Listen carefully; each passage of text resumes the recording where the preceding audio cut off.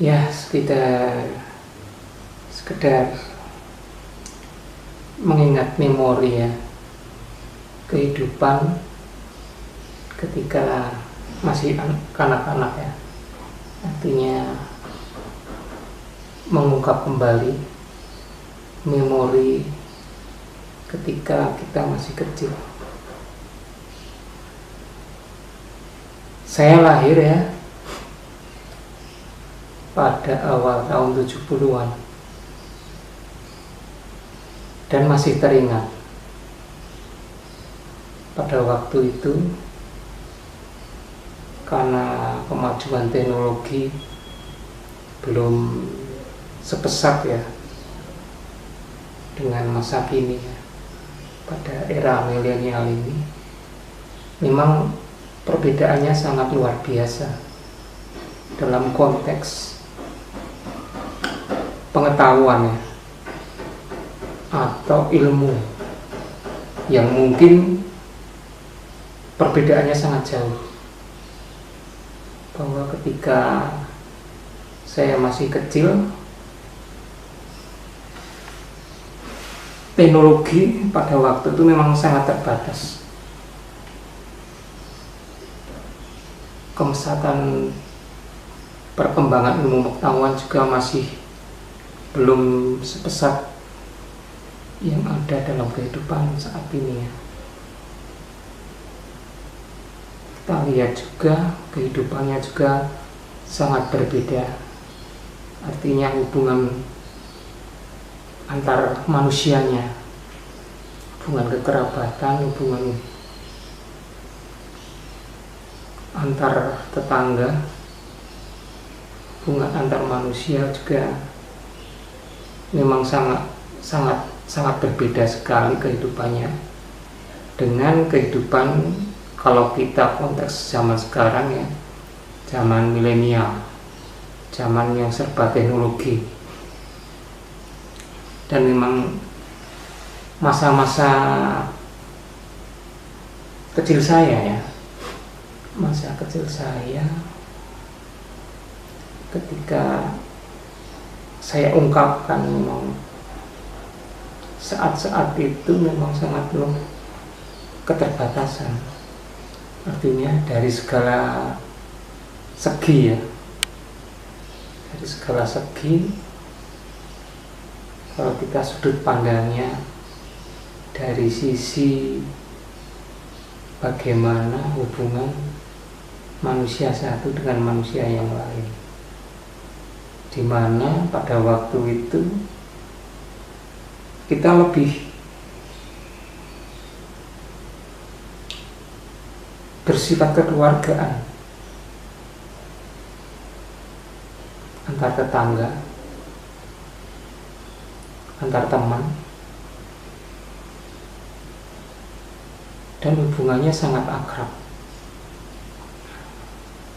Memang kehidupan pada waktu itu kalau kita lihat juga ya sangat-sangat, secara pribadi saya ingin kembali ke masa silam, dalam arti konteks bahwa kehidupan zaman sekarang memang saya akui kita serba klik ya, serba ini. Pengetahuan apapun yang perkembangannya sangat pesat saat ini memang ya, kalau kita lihat komparasinya memang tidak bisa dibedakan. Kalau kita lihat juga kehidupan pada waktu masa lampau yang saya ungkap pada sesi kali ini adalah bahwa ada satu, mungkin bagi kehidupan saya adalah suatu misteri dalam konteks mungkin bagi kerabat atau bagi teman sepermainan saya masih kecil, itu suatu kenyataan dalam konteks apa yang saya alami pada waktu saya kurang lebih lebih berumur 5 atau ya 5 atau 6. Karena memang yang saya masih ingat itu ketika saya umur sekitar 5-6 itu ya, memori kolektif saya mengatakan bahwa ketika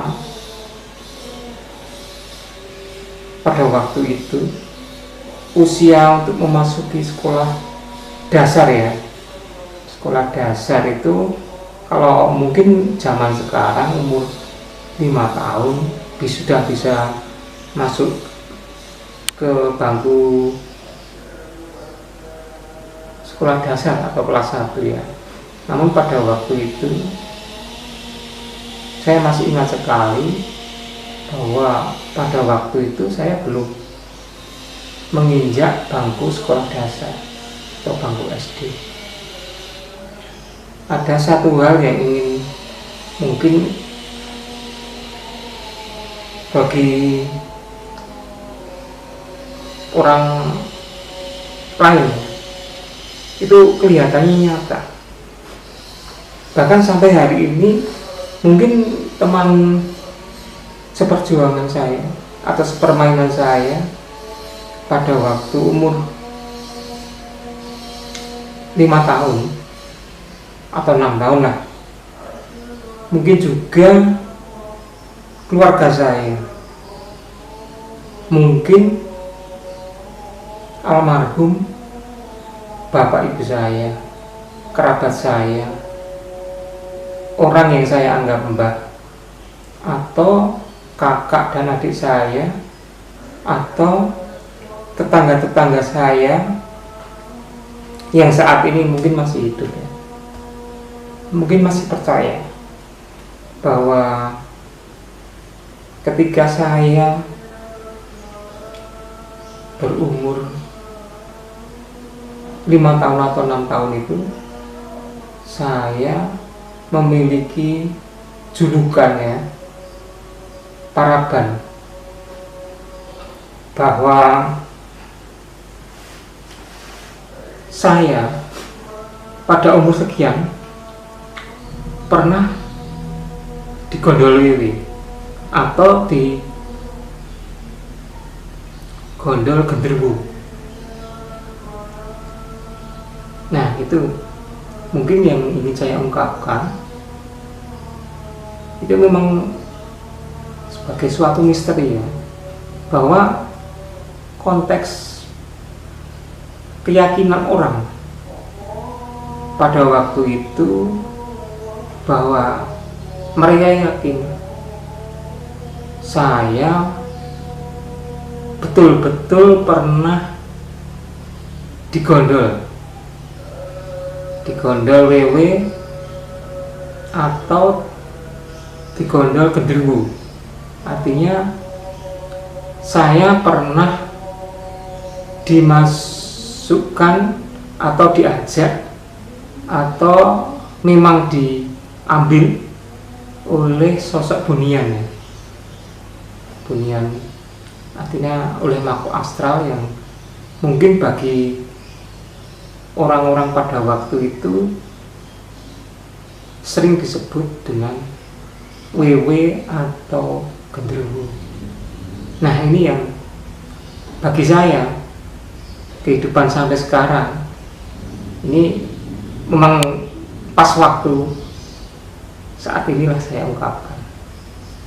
Apakah benar saya itu waktu kecil pernah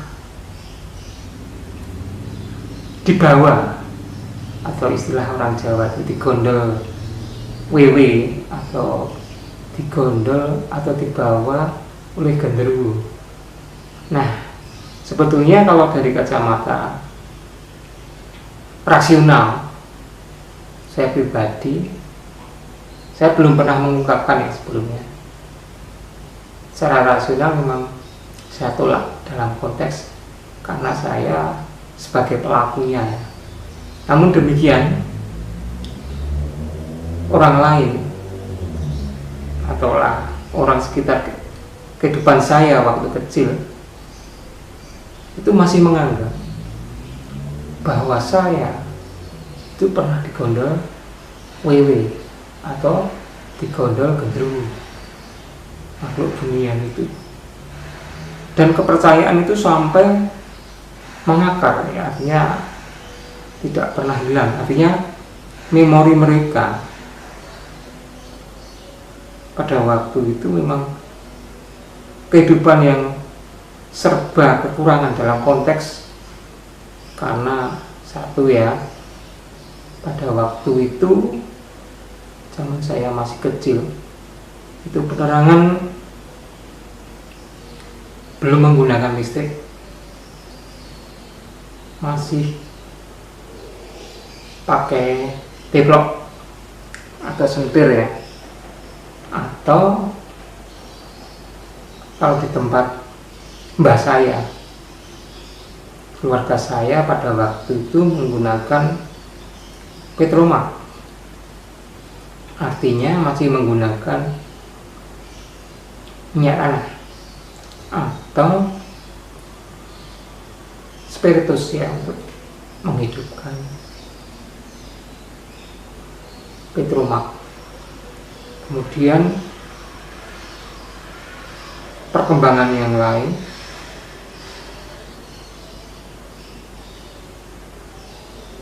masyarakat pada waktu itu masih percaya terhadap hal-hal mistis, hal-hal yang tidak bersifat rasional.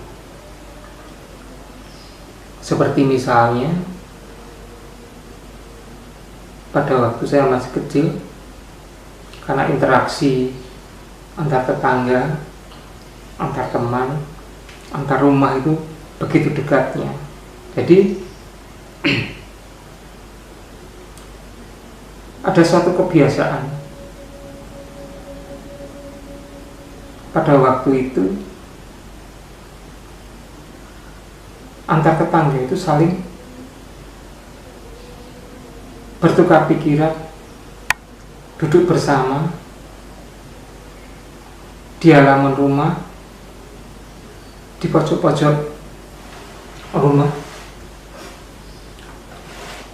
sangat interaktif. Artinya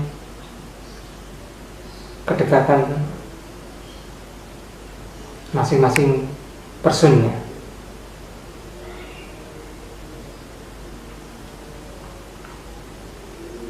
Demikian juga cerita-cerita mistis itu masih hidup ya.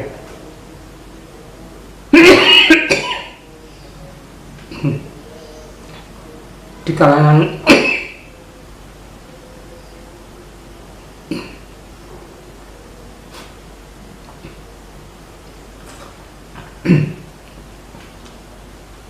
masyarakat pada waktu itu, bahwa kehidupan misteri itu dianggap masih begitu lekat. Contoh, mereka percaya terhadap adanya tuyul,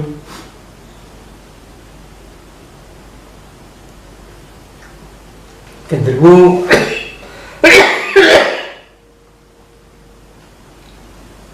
kuntilanak, atau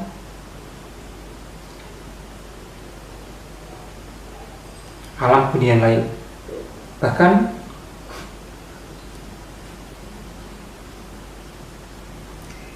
kehidupan pada waktu itu masih kental dengan nuansa-nuansa mistis. Misalnya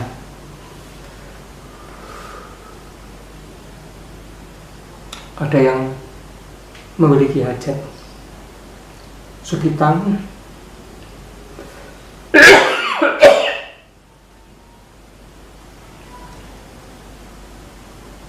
kitanan, atau pernikahan, sebelum pelaksanaan hajat mereka, biasanya di pertigaan jembatan atau di pertigaan jalan, perempatan jalan atau potong-potongan jalan, bahkan sampai ke tempat alam kubur ya, maksudnya kuburan, mereka juga akan menyampaikan caos dahar, artinya semacam sesaji. Nah ini kehidupan pada waktu saya masih kecil, kental dengan nuansa-nuansa yang begitu mistis. Nah, kembali ke bahwa saya memiliki, atau orang masih menyebut ya, saya pernah digondol wiwi atau dibawa wiwi, digondol gendruwo atau dibawa gendruwo ke alam mereka, alam astral atau alam dunia, alam yang tidak tampak. Nah, bagaimana sebenarnya yang terjadi di kehidupan saya pada waktu kecil? Apakah betul bahwa saya pernah dibawa gendruwo, dibawa wiwi? Karena pada waktu masyarakat masih percaya bahwa alam astral, alam mistis itu ada dan bisa membawa kehidupan alam manusia, dibawa ke alam mereka. Nah, sebetulnya julukan atau paraban yang pernah disematkan pada saya, menurut perjalanan hidup saya, secara rasional itu tidak benar. Namun demikian, pada waktu itu ya memang saya tidak memiliki suatu kekuatan untuk membantah, suatu kekuatan atau upaya-upaya dari saya untuk menangkis anggapan bahwa saya pernah dibawa oleh alam lembut, oleh penghuni alam lembut, dibawa ke alam mereka. Nah, bagaimana ceritanya? Nah, ini yang perlu kan kami sampaikan, saya sampaikan pada sesi channel saya ini, kehidupan saya pada waktu itu. Apakah benar bahwa saya pernah dibawa ke alam lain, alam lembut, alam dunia maya? Dunia maya konteksnya pada waktu itu ya dunia astral. Kalau saya jawab secara rasional, saya tidak pernah.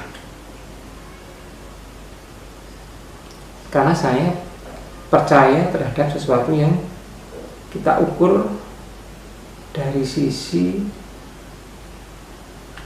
empirik. Empirik maksudnya apa yang saya alami.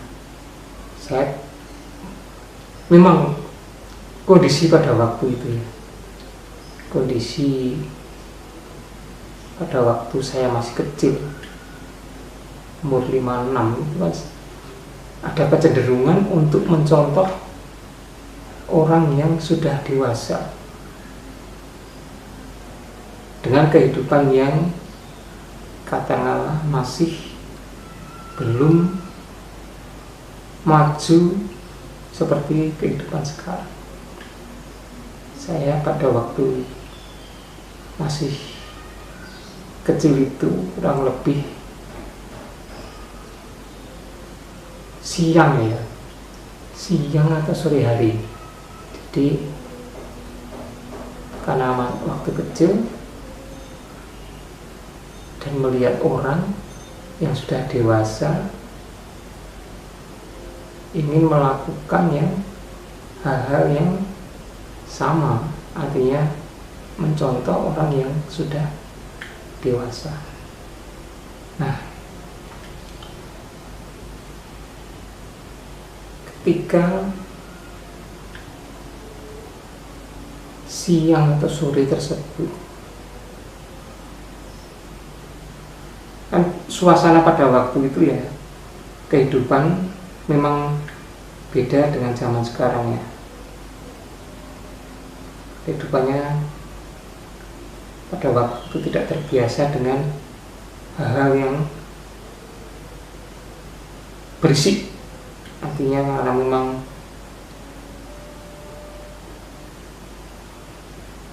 masyarakat pada waktu itu masih sangat sederhana. Jadi pemilik televisi atau radio belum sebanyak sekarang. Bahkan itu barang-barang yang mahal. Artinya untuk memiliki barang-barang tersebut itu kategorinya orang kaya. Dan masyarakat di sekitar saya pada waktu itu di samping rumahnya masih banyak yang dari bambu atau kayu, dan jarang lantainya itu di semen atau di keramik seperti sekarang, masih tanah Nah, kembali ke awal awal cerita ini bermula. Kenapa saya dianggap pernah dibawa ke kehidupan alam lembut pada waktu itu sekitar siang atau menjelang sore, karena saya sering melihat orang dewasa. Ayah saya adalah seorang perokok, kemudian mbah saya,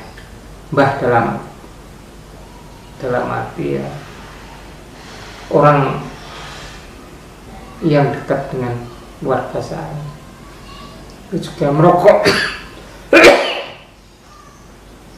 Demikian juga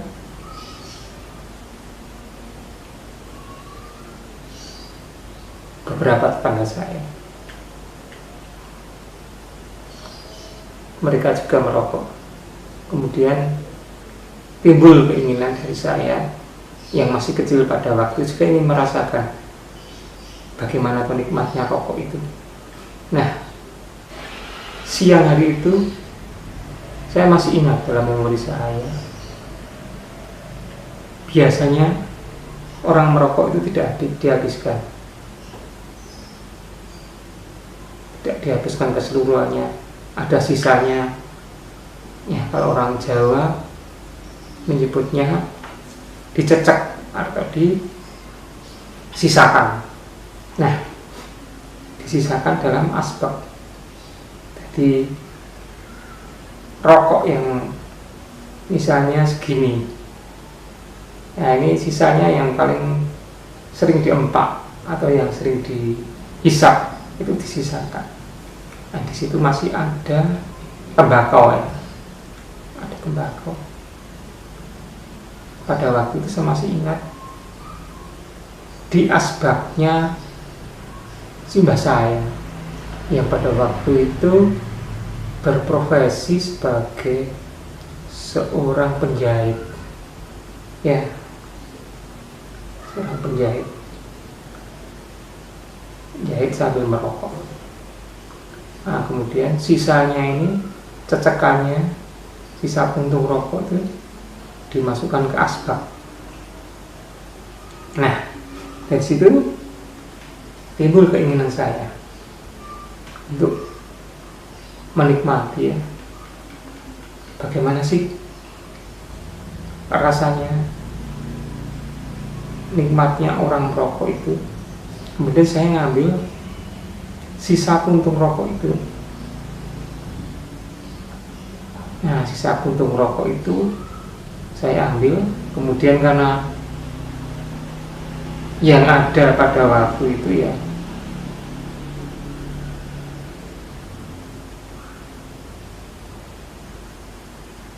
apa adanya, jadi yang ada kertas saja pada waktu itu sulit ya. Kita pada waktu itu untuk memiliki sebuah buku tulis saja sulit. Nah, kemudian saya melihat ada jajaran kertas koran atau ya koran ya. Nah, dari bekas-bekas cecekan itu kemudian saya masukkan dalam bekas kertas koran. Nah,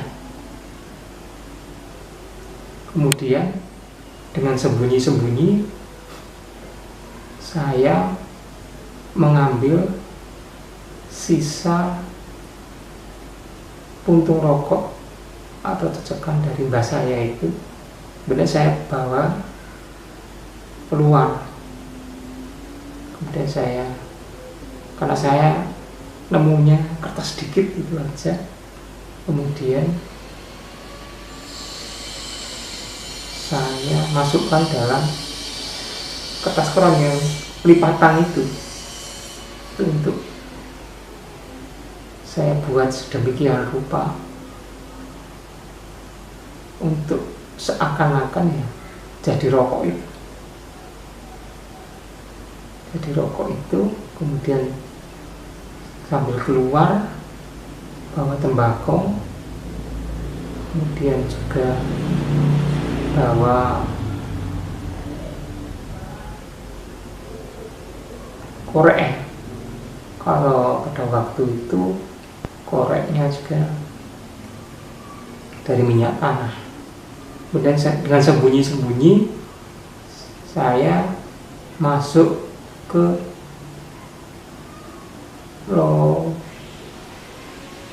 istilahnya apa ya, lompetan di antar rumah itu ada yang jalan kecil tersisa. Kemudian dari tembakau cecekan itu saya linting pakai kertas koran itu,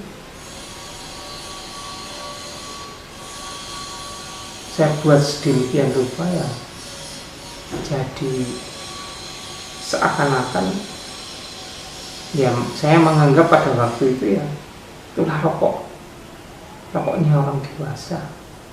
Dan saya mencoba untuk coba rokok ini saya hisap, kemudian saya hidupkan dengan menggunakan korek, dan ketika itu saya hisap. Nah, karena asik menghisap rokok itu tanpa sepengetahuan saya, ternyata ya ada tetangga yang melihat karena melihat saya yang asik merokok. Kemudian saya dimarahi, diancam, bahkan dibeden-bedeni ya, dalam arti ditakut-takuti oleh tetangga saya itu. Pada waktu itu saya masih ingat, tetangga perempuan.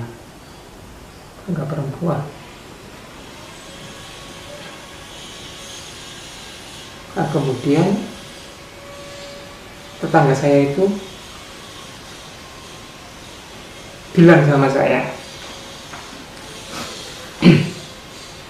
tak kandhake bapakmu lho. Saya beritahukan bapakmu lho bahwa kamu merokok, masih kecil kok wis ngerokok, masih kecil kok merokok. Itu yang disampaikan oleh tetangga saya.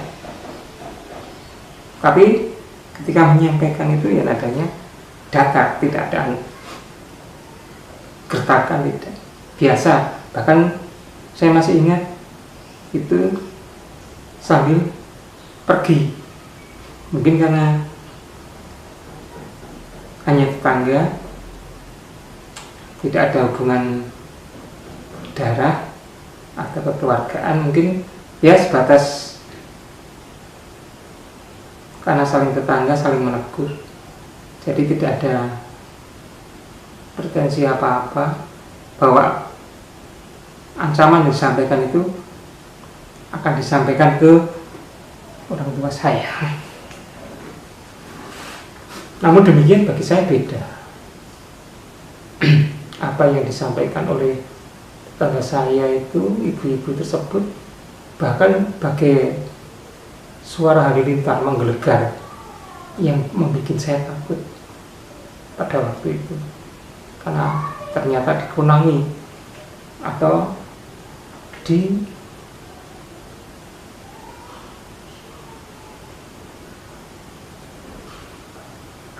kalau orang Jawa itu dikunangi ya, artinya ada orang yang melihat pas saya asik merokok tersebut, dan saya takut terhadap apa yang disampaikan bahwa nantinya tetangga itu benar-benar akan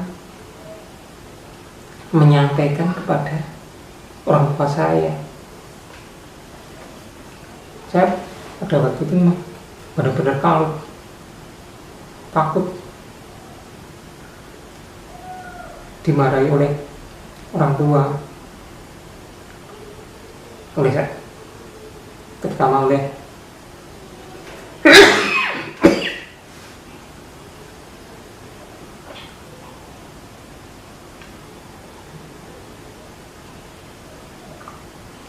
ayah saya ya. Saya takutnya sangat luar biasa, karena pada waktu itu memang kedekatan kita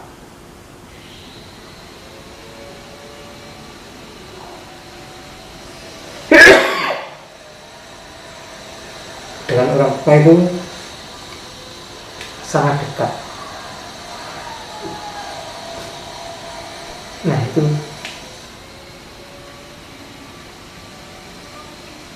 saking takutnya saya kemudian membuang rokok yang saya hisap itu dan bersembunyi. Ancaman itu begitu sangat menggelisahkan, sangat menakutkan, bahkan bikin saya itu shock luar biasa. Kalau benar-benar ayah saya tahu, orang tua saya tahu, saya pasti dimarahi. Untuk itu begitu tetangga saya pergi, saya juga langsung mengambil langkah 1000 ya untuk cepat-cepat bersembunyi, cari persembunyian. Nah, karena pada waktu itu rumah orang tua saya dengan mbah saya yang berprofesi sebagai seorang penjahit saling berhimpitan, dempetan, bahkan jadi satu ya, hanya dipisah oleh sekap Kemudian saya mau pulang ke rumah, saya takutnya luar biasa. Kemudian saya mengambil kesimpulan pada waktu itu segera pergi ke rumah mbah saya. Pada waktu itu mbah saya sedang asik mengukur baju ya, karena profesinya sebagai seorang penjahit. Kemudian saya mengambil inisiatif genre ketemu biar tidak ditemukan oleh bapak saya makanya mengambil langkah untuk bersembunyi di kamar mbah saya.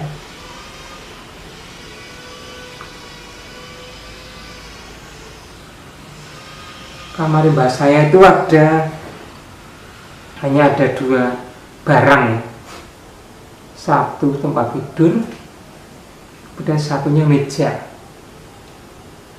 Nah, meja ini kan biasa dipakai oleh mbah saya karena pada waktu itu ya masih ramai atau gencar-gencarnya dengan apa yang disebut buntut atau nalu ya. Artinya meja itu dipakai oleh mbah saya untuk merumus buntut atau nomor atau perjudian, angka judi. Nah, saya kemudian lari di bawah meja itu, di bawah meja dalam kamar mbah saya, Mbah Hadi ya namanya, kamarnya Mbah Hadi. Nah, kemudian saya pada waktu itu masih ingat, sudah sore menjelang maghrib. Kemudian saya bersembunyi di bawah persis meja. Jadi saya bisa memantau aktivitas mbah saya ketika masuk kamar, keluar kamar, saya langsung bisa memantau. Di mobilitas keluar masuknya saya bisa melihat Mbah Kakung, Mbah Hadi Kakung, Mbah Hadi yang laki-laki maupun Mbah Hadi yang putri, Mbah Putri, Mbah yang perempuan. Kemudian ketika menjelang maghrib itulah orang tua saya mencari saya keberadaannya, karena dari siang sampai sore dan maghrib kok tidak kelihatan dan belum makan. Jadi kondisi pada waktu itu ya, saya sebetulnya lapar atau ngalih bahasa Jawa, tapi rasa takut itulah yang membuat saya jadi kuat bertahan untuk tidak makan. Nah, ketika sesudah maghrib sampai isya kok belum nongol, akhirnya ayah saya lapor ke mbah saya, Mbah Hadi Kakung dan Mbah Hadi Putri. Ternyata Mbah Kakung dan Mbah Putri juga menyatakan belum pernah melihat saya dari siang, sore, bahkan maghrib. Akhirnya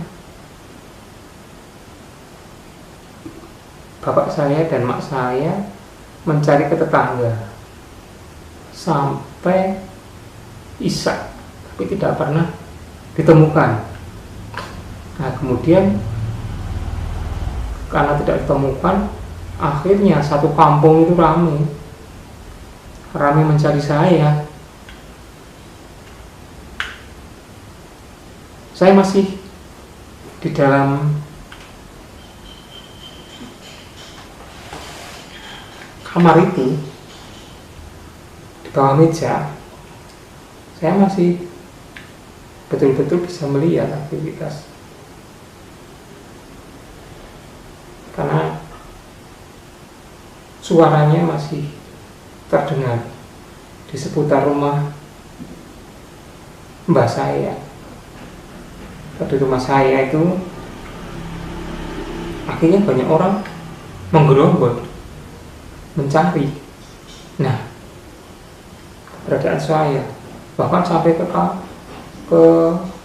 kampung-kampung tetangga. Akhirnya dari inisiatif ketua kampung pada waktu itu ya, larinya itu ke alam dunia, alam astral, alam lembut. Karena sampai hampir jam 8 atau 9 kok belum ditemukan. Sudah mencari ke mana-mana, seluruh kampung diubek-ubek, seluruh kampung dicari. Semua teman sepermainan saya pada waktu kecil sudah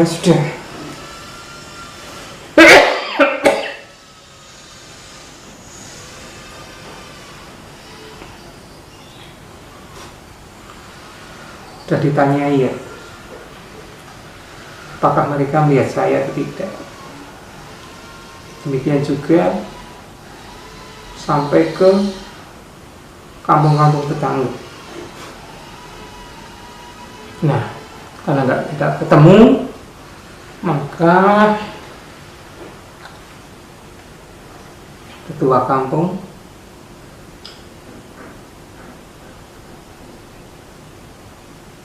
berinisiatif memakai metode lama, metode untuk mencari orang hilang, bahwa mereka berkesimpulan bahwa saya pasti diumpeti WW atau genderuwo. Ketua kampung pada waktu itu menyimpulkan bahwa saya disembunyikan oleh makhluk lembut yang mereka kenal sebagai WW atau genderuwo. Nah, saya padahal di dalam kamar, bawah meja itu ya mendengar semua apa yang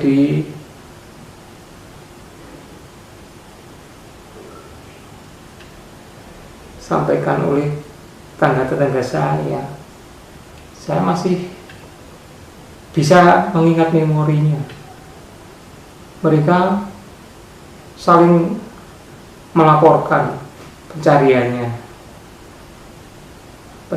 mereka ke teman saya, teman sepermainan, tetangga atau kampung itu dilaporkan oleh yang mencari, dan bahwa mereka tidak menemukan. Itu saya di dalam kamar mbah saya, di bawah meja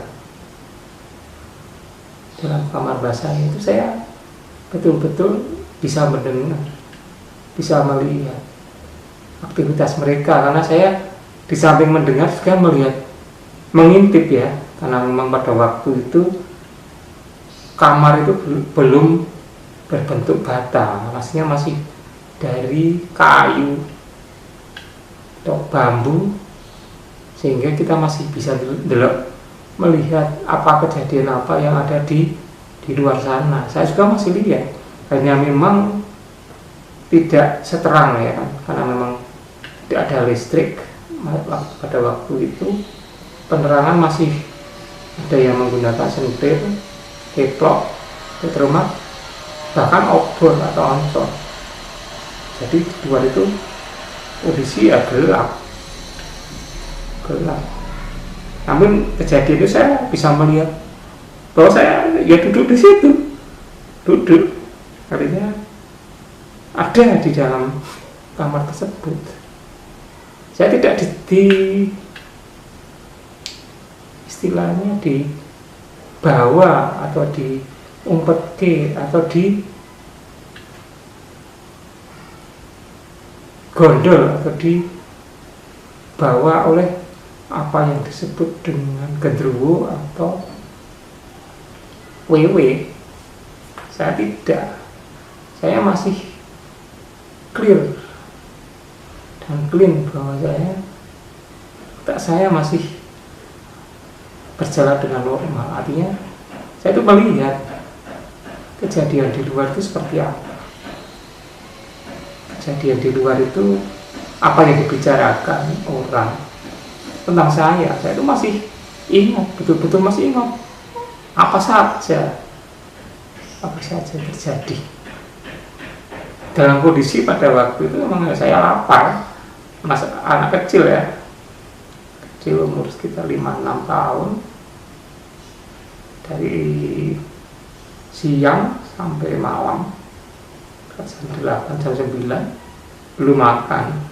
Ya emang perutnya ya ngelih, melintir-lintir, merasa sangat lapar, tapi memang tidak bisa berbuat apa-apa karena memang dicekam oleh rasa takut dimarahi oleh ayah saya.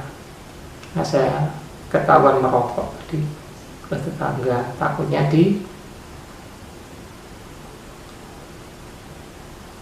disampaikan oleh tetangga saya kepada ayah saya, sehingga saya takut kalau betul-betul nanti saya dimarahi oleh orang tua saya, bapak saya.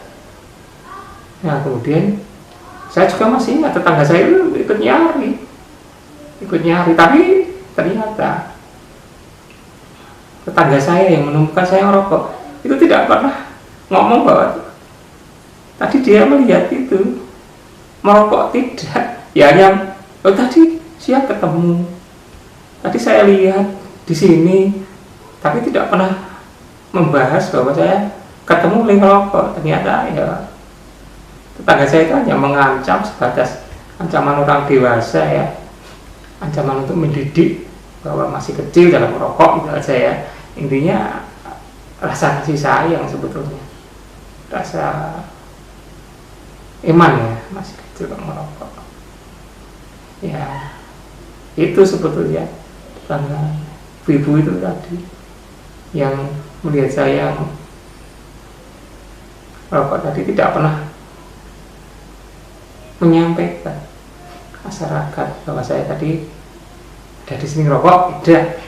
Ternyata saya ketika masih dewasa saat ini atau setelah bertahun-tahun waktu itu hanya sebuah rasa kasih sayang ya, seorang tetangga melihat kita kok merokok.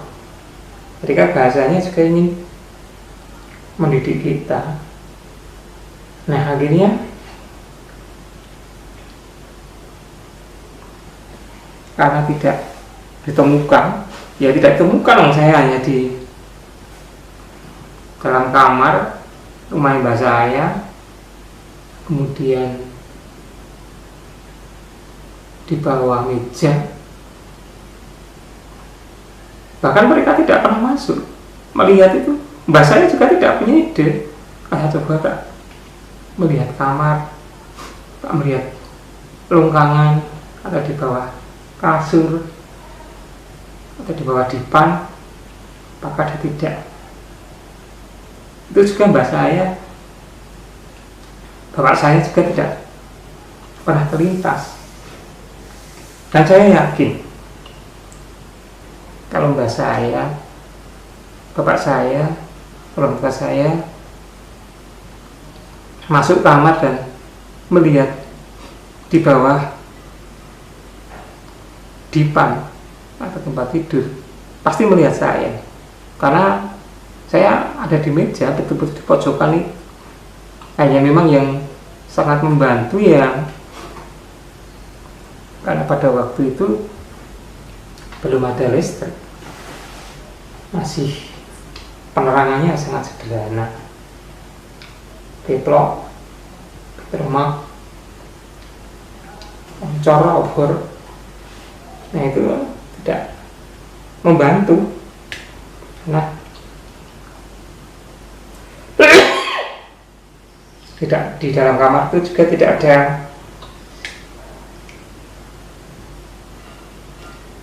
penerangan ya. Di kamar mbak saya itu hanya tembok kecil,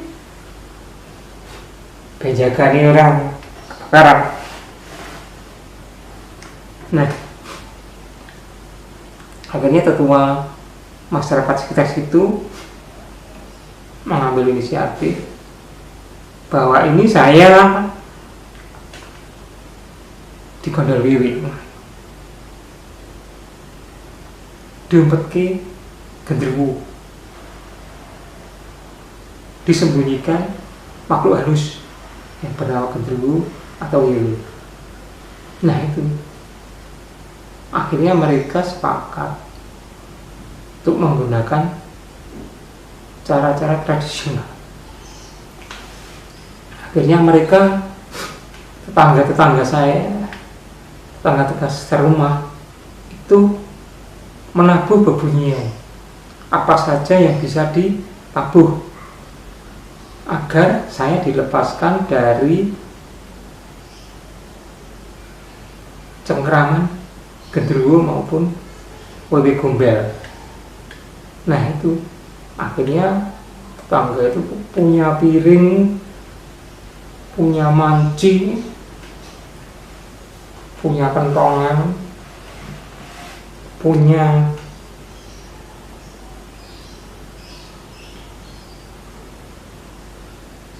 lesung, bunyikan semua. Jadi satu kampung itu akhirnya ya saling membunyikan. Bunyinya juga keras, tek tek tek tek tek, tang tang tang tang, tok tek tok tek tok tek, tang tang tang tang tang, tok tek tok tek tok tek, sambil bawa obor. Bahkan mereka sambil berteriak-teriak menyuruh genderuwo atau wiwi itu ya agar melepaskan saya dari cengkeramannya, dari makhluk dunia. Saya akan dilepas. Bahkan tindakan dari tetangga-tetangga saya itu ya banyak yang mencari saya di pohon-pohon tinggi. Ada pring, ada beringin, pohon beringin, pohon bambu, pohon nangka, pohon mangga. Itu mereka melihat itu semua, dicari di pohon-pohon yang tinggi. Karena menurut cerita alam lembut genderuwo wewe itu menyembunyikan ya nantinya saya pasti di ketinggian pohon-pohon tersebut. Nah pasti, nah itulah sampai malam itu ya, sampai jam tengah malam ya. Tapi saya tidak tahu jamnya pada waktu itu. Nah jelas sampai tengah malam. Saya masih ingat itu lama sekali. Orang memukul, menabuh bebunyian apa saja, pring, kentongan, piring, wajan, gelas,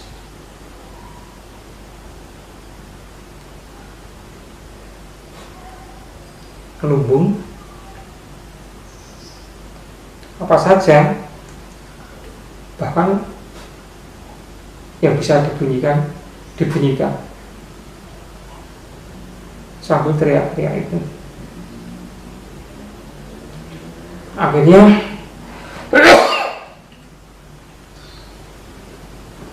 sampai tengah malam itu Saya masih ingat sampai tengah malam itu karena saya tidak kelihatan mereka menghentikan aktivitasnya, tapi masih mencari. Nah, disitulah lama-kelamaan saya juga bersembunyi karena belum makan minum. Akhirnya ya, anak kecil ya, lapar, rasa lapar, rasa haus itu akhirnya menghinggapi saya, karena saya ya sudah tidak ada. Lama-kelamaan itu rasa takut terhadap bapak saya hilang. Tadinya begitu kuat mencekram, saya takut terhadap dimarahi oleh ayah saya. Saya akhirnya karena rasa lapar,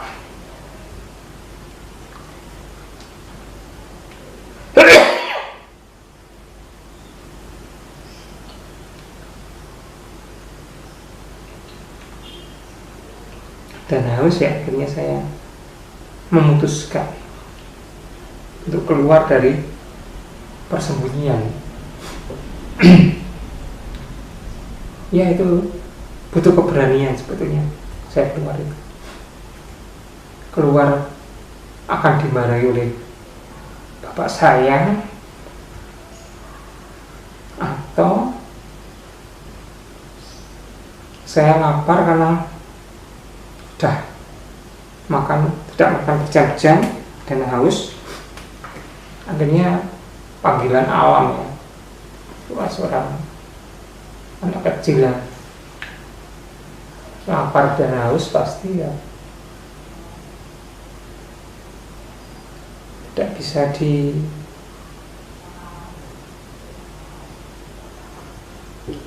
betah-betah ya, dikuat-kuat atau akhirnya ya mengambil keputusan ya untuk keluar. Ya, karena rasa lapar dan haus itu ya yang akhirnya membuat saya berani untuk keluar dari tempat persembunyian.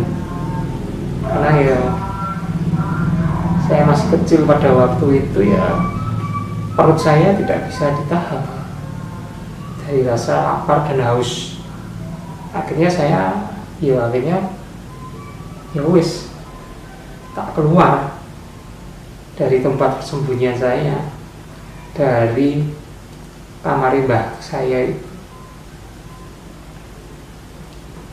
Dan ya saya sudah tidak ada rasa takut terhadap ancaman nanti takutnya saya dimarahi oleh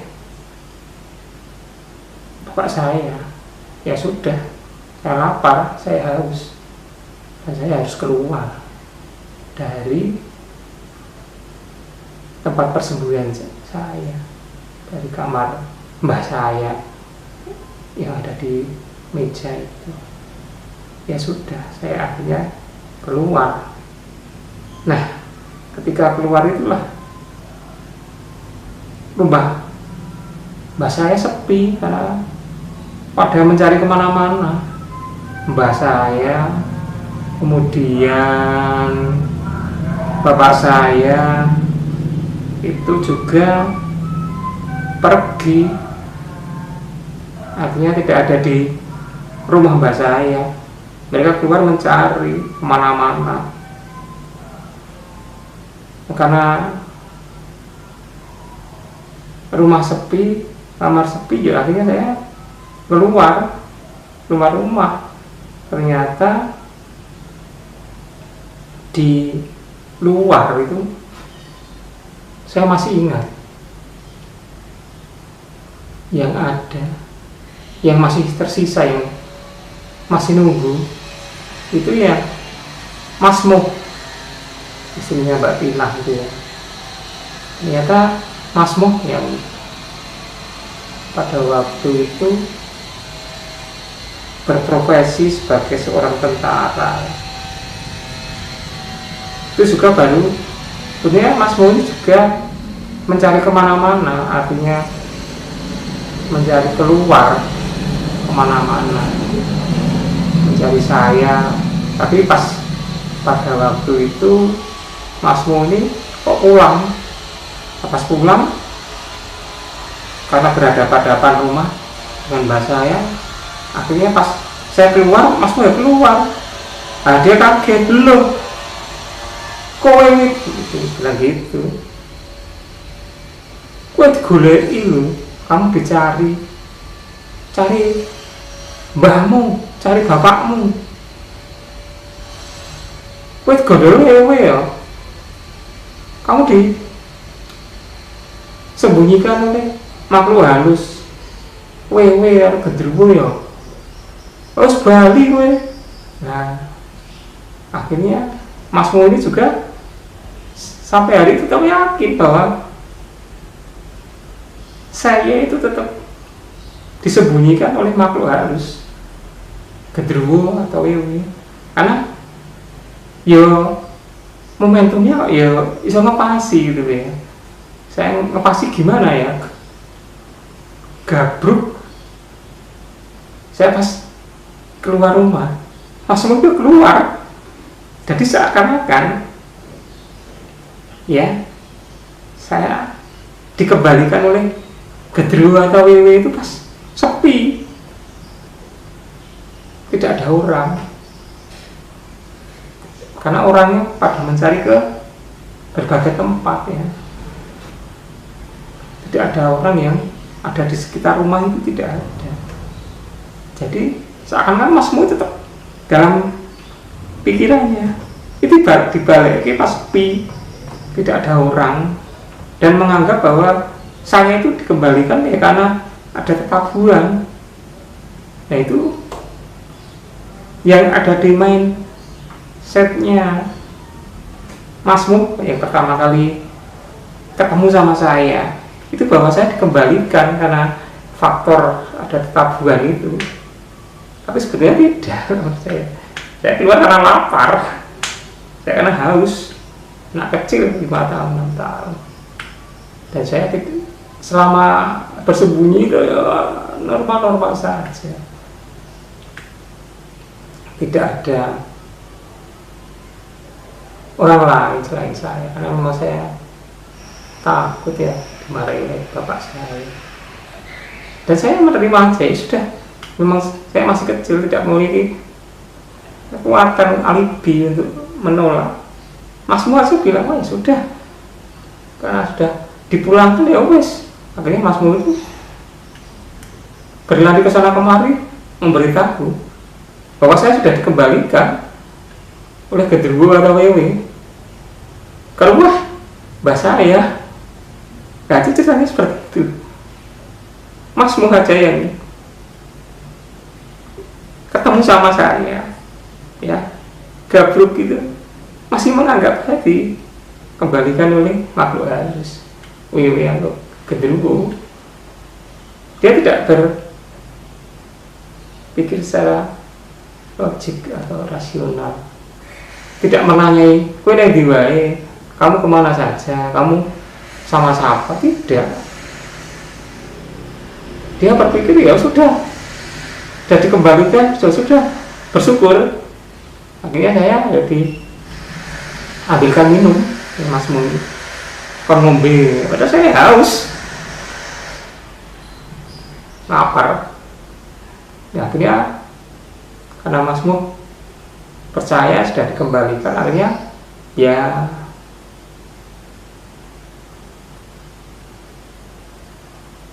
mengambil langkah untuk menyampaikan, mencari bapak dan mbak saya bahwa saya sudah dikembalikan menurut mereka ke alam dunia dari alam lembut. Ya, itu kepercayaan, saya tidak menyalahkannya, tidak apa-apa, biasa-biasa saja. karena itu ya sudah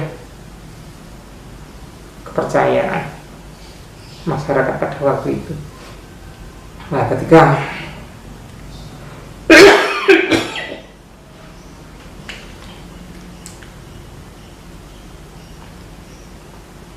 orang-orang sudah kumpul ya,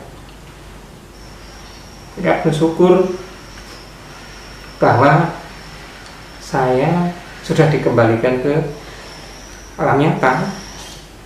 Mereka tidak berpikir logik, rasional.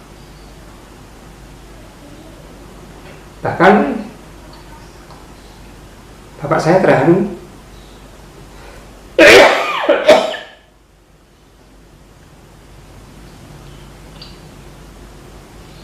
Mak saya juga terharu ya. Mbah saya juga. Saya kembali dengan selamat.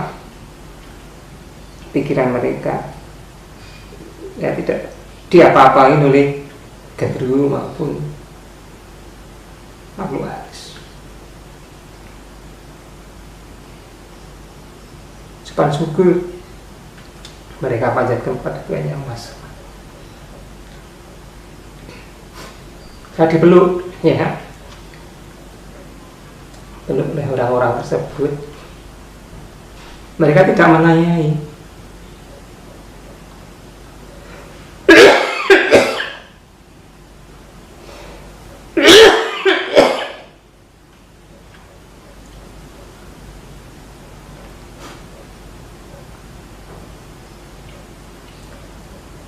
Mereka tidak menanyai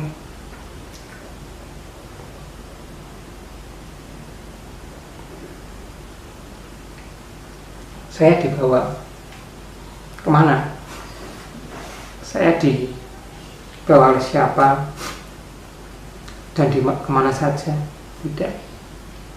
Mereka mengucapkan syukur bahwa saya dengan selamat ya dikembalikan menurut pandangan mereka ke alam kehidupan manusia.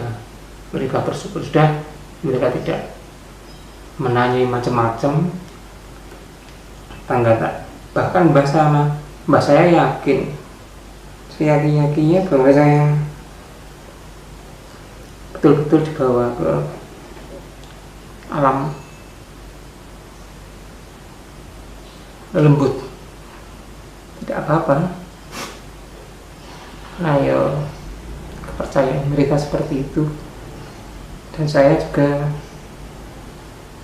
tidak menyalahkan kepercayaan tersebut. Saya terima, namun demikian saya juga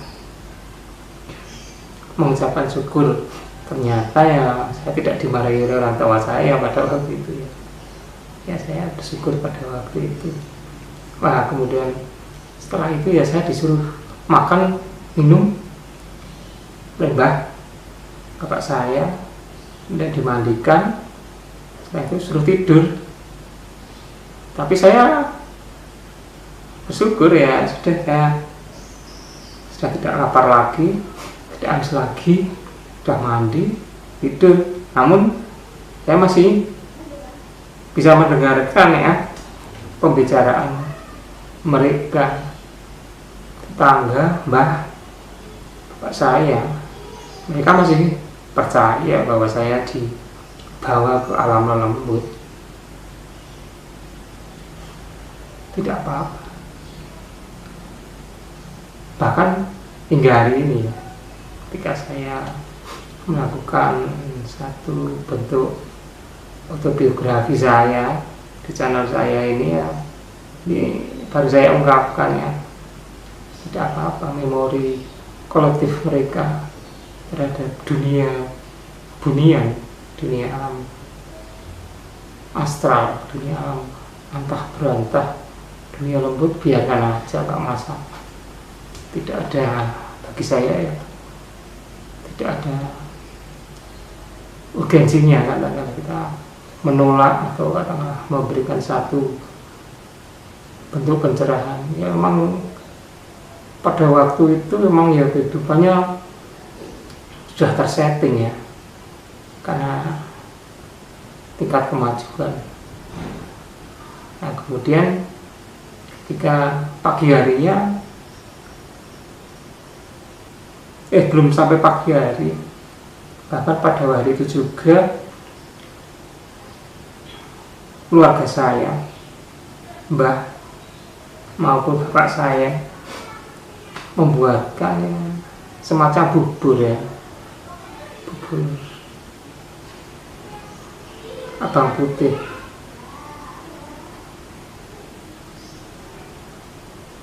Dilanjutkan esok harinya juga sama, membuat bubur sebagai tanda bersyukur bahwa saya sudah dikembalikan ke alam manusia. Nah, kemudian keesok harinya, wah, saya ditanyai macam-macam, beragam, atau seluruh tetangga itu kalau ketemu saya disuruh saya suruh menceritakan bagaimana pengalaman saya di dunia astral itu di bawah genderuwo atau wewe Jadi saya banyak ditanya macam-macam lah. Kamu kue ning kono ketemu harus apa wae. Kamu di sana, di alam sana itu ketemu sama makhluk berupa apa? Kamu di sana itu di mana? Kamu di sana itu kowe ning kono itu karo sapa wae, ketemu sapa, dijak apa wae. Kamu di alam sana itu dibawa kemana saja, bersama siapa, dan disuruh makan atau minum atau tidak. Kemudian ditanyai apa aja, kehidupannya sana seperti apa, alam ekonomi itu kayak apa, alam dunia ini genderuwo, dunia ini wewe gombel itu seperti apa. Mereka juga ingin tahu keadaannya itu seperti apa, kehidupannya itu seperti apa, apakah kehidupannya itu juga sama dengan manusia atau beda, atau bahkan ada yang menanyakan saya kowe disimpen nang ndi, kamu disembunyikan di mana, kowe nang dewet ngendi, kamu dibawa ke pohon yang mana. Nah itu pada pagi harinya pertanyaan-pertanyaan itulah yang ditanyakan kepada saya, dan saya itu pada waktu itu tidak menjawab. Saya ditanya satu persatu jawab saya diam aja, nggak tanya. Tapi tetangga-tetangga saya memaklumi bahwa saya tidak menjawab, tidak mengiyakan apa itu, bahwa mereka percaya karena saya di bawah alam sana itu ibarat orang itu di bawah pengaruh mereka, di bawah pengaruh alam astral. Artinya kita dibawa secara tidak sadar dan kita sulit mengingat-ingat. Itu kepercayaan tetangga saya, karena saya tetap masih percaya, mereka masih percaya, saya tetap sampai hari ini. Bagi orang-orang yang menyaksikan peristiwa itu mereka masih percaya saya pernah di gondol wewe atau gondol genderuwo, bahwa saya pernah dibawa oleh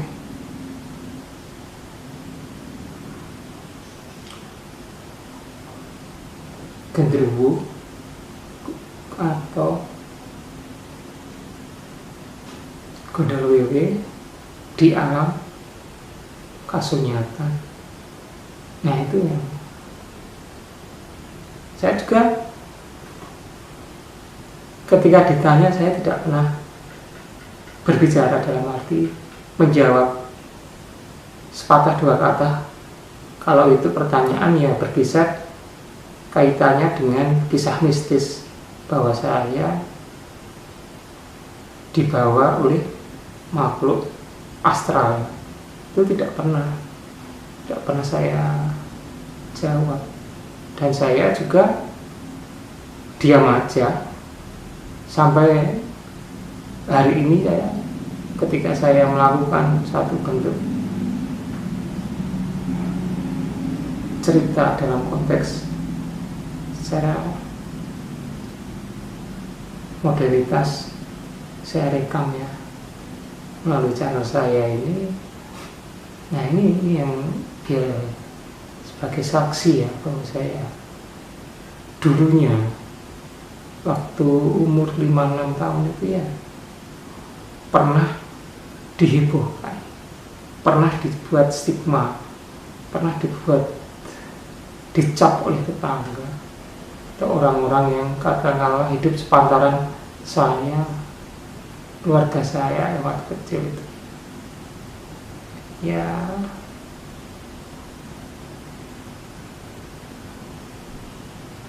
saya dianggap pernah di gondol wewe, gondol genderuwo. Padahal kalau kita lihat dari bentuk kampung saya, tempat tinggal mbah saya, bapak saya itu padat. Jadi ya di tengah perkampungan orang gitu, Magelang, tingkat kepadatannya sangat tinggi ya. Sudah tidak ada jarak antar rumah, artinya ya saling berdempetan, saling antar tetangga itu ya berhadapan-hadapan. Namun demikian ya tingkat kepercayaannya ya masih sama dengan alam pedesaan. Mereka masih percaya terhadap hal yang takhayul, irasional, tapi nggak masalah. Ya, satu hari setelah itu ya saya masih sebagai bentuk rasa syukur ya, orang tua saya di samping membuat bubur bawang putih juga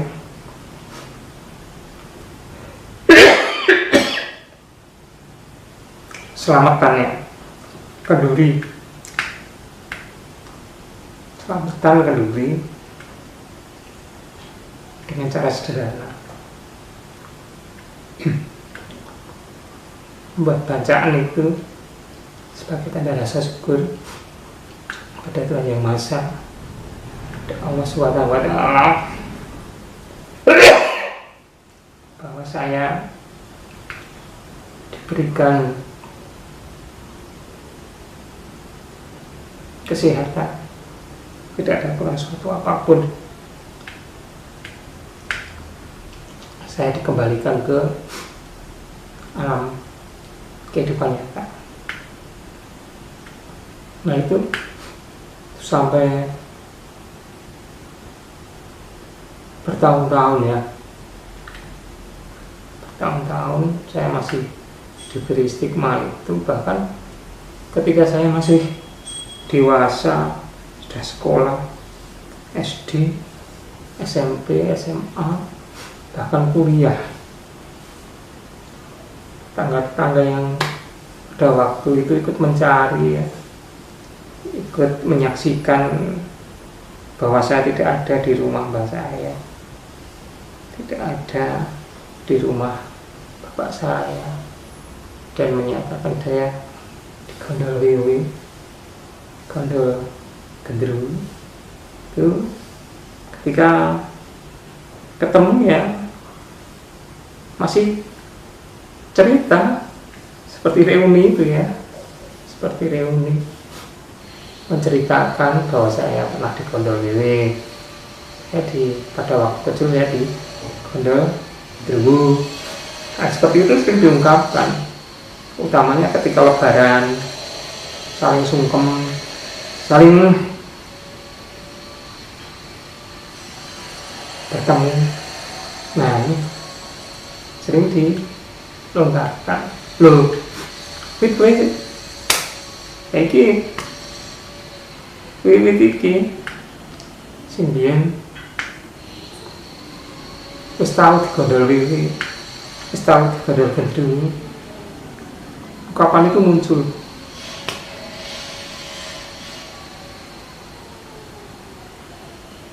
Sebagai ungkapan bahwa saya melihatnya itu tingkat keakraban kita ya, tingkat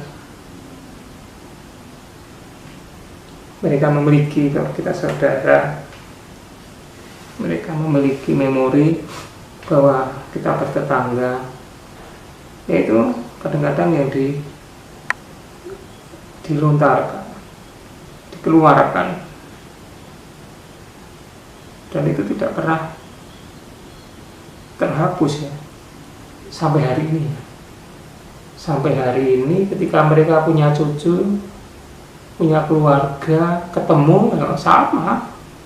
Wah, kowe iki biyen ya gondol kowe gondol genderuwo ya. Saya sampai hari ini pun saya ya tak terima. Ya memang kita dianggap saudara itu karena gondolan wewe itu ya, karena menganggap itu sebagai suatu bentuk enggak apa-apa, tidak apa-apa.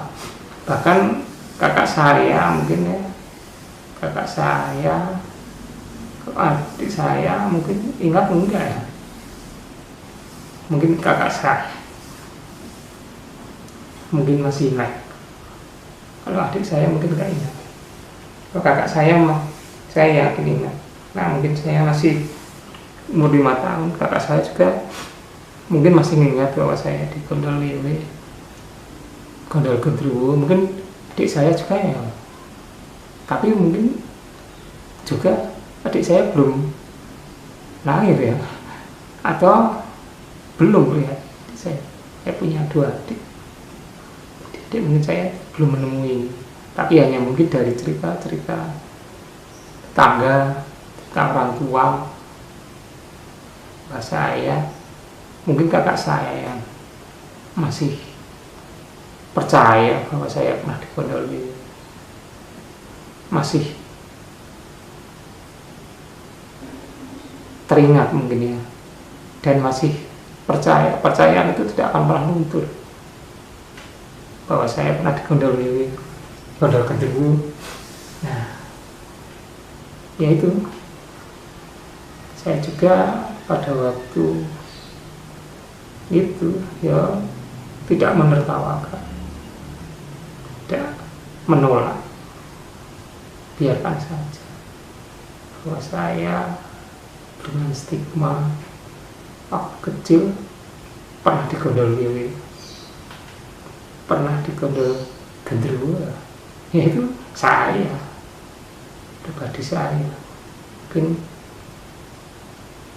memori kolektif ya dari masyarakat yang ada di Kampung Karangkidul, Kota Magelang,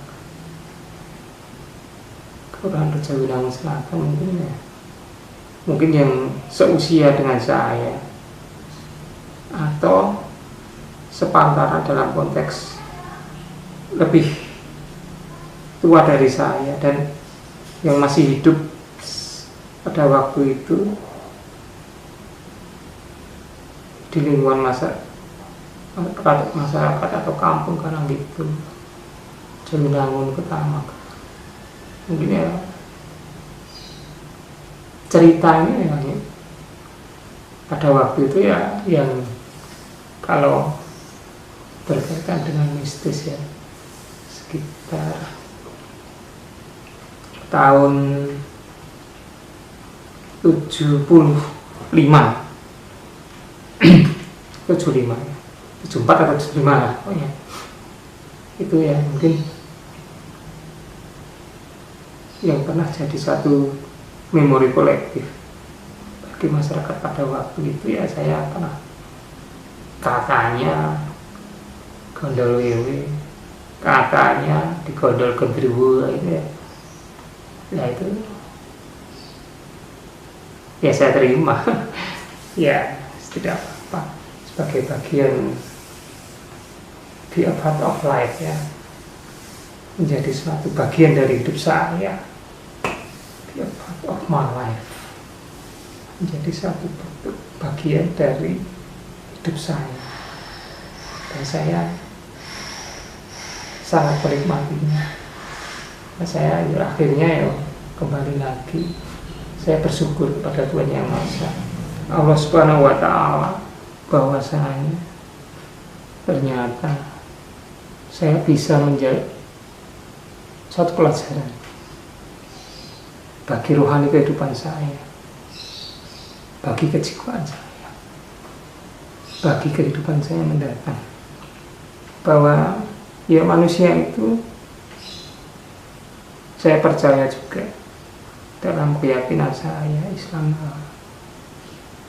di samping ada kehidupan manusia itu juga ada kehidupan yang lain, itu saya juga percaya. Nah ini satu bentuk pembelajaran bagi saya, dan saya juga yakinnya bahwa julukan saya waktu masih kecil pernah digondol wiwi, saya waktu kecil pernah digondol gendruwo, itu juga menjadi suatu takdir ya dari Allah, dari Tuhan Yang Maha Esa, jadi suatu cerita tersendiri bagi masyarakat yang pernah hidup dengan saya, pernah hidup dengan keluarga saya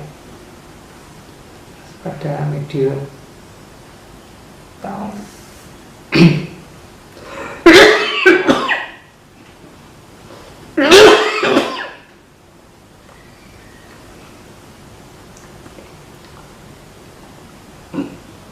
pada tahunnya 74 ya,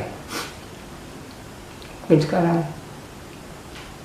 tahun 74 ya, mungkin masyarakat yang pada waktu itu ya sekarang ini mungkin sudah sepuh-sepuh ya, sudah masak. Saya sendiri juga sudah merasa puas, dan itu saya yakin jadi kenangan indah dalam hidup saya.